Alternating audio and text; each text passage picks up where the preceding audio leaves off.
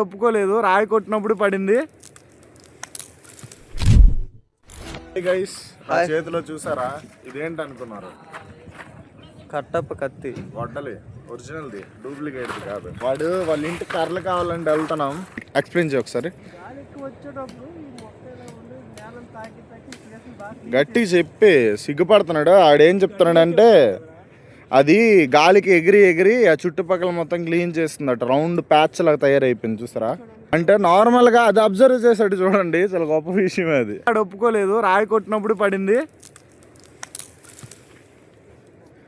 ఫైనల్గా ఒక కర్ర వచ్చింది, దీని కొమ్మలు కొట్టేసి ఇంకా దీన్ని తీసుకెళ్ళడమే. కానీ ఆ మొక్క పైన ఖచ్చితంగా పిడుగు పడింది, ఖచ్చితంగా. ఆ మాడిపోయింది చూసావా, దీనిపైన ఖచ్చితంగా పిడిగే.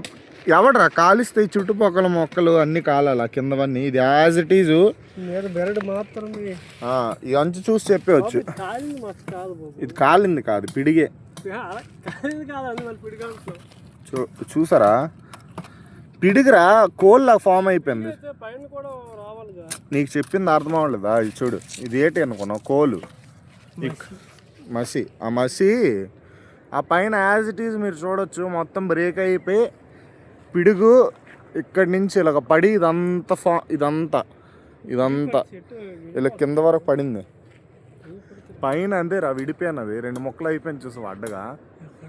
ఇక్కడ పిడుగు పడింది గైస్, ఖచ్చితంగా ఈ చెట్టు పైన పిడుగు పడింది. నార్మల్గా కాలిస్తే చెట్టు అంతా కాలిపోవాలి, ఇక్కడ చెట్టు అంతా కాలలేదు,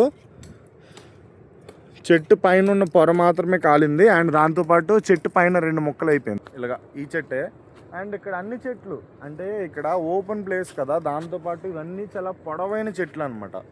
అది చూసారా ఎంత పొడవుగా ఉందో ఇలా. సో అందులోనూ మరి ఇలా అడవులపైనే పడతాయి కదా, ఇక్కడ పడే పిడుగులన్నీ ఇలాంటి ప్లేస్లోనే పడతాయి. ఈ చెట్ల పైన అక్కడ ఒక చెట్టు ఉంది, ఇది ఈ చెట్టు.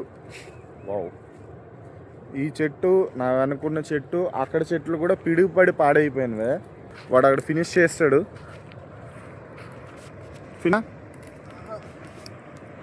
గ్రిప్ దొరకట్లేదు అనుకుంటా కొట్టడానికి. ఫైనలీ ఎంతసేపు చెప్పాడు కదా, మొత్తానికి ఏదో ఒక పని చేద్దామని ఫిక్స్ అయినట్టున్నాడు. కర్ర మోస్తాడు. మనం చూడండి ఫుల్లీ తడిసిపోయాము. తాటి పుంజులతో తీసినప్పుడు ఇంకా ఎంత హ్యాపీ అనిపించలేదు మా భుజాలు పడిపోతాను. మేమిద్దరం చేస్తున్న పని సలార్ సినిమాలో ప్రభాస్ లాగా ఒక్కరు తెచ్చేస్తాడు చూడు, గట్లా అంటుడాడు. సలార్ సినిమాలో హీరోలు అంటుడే.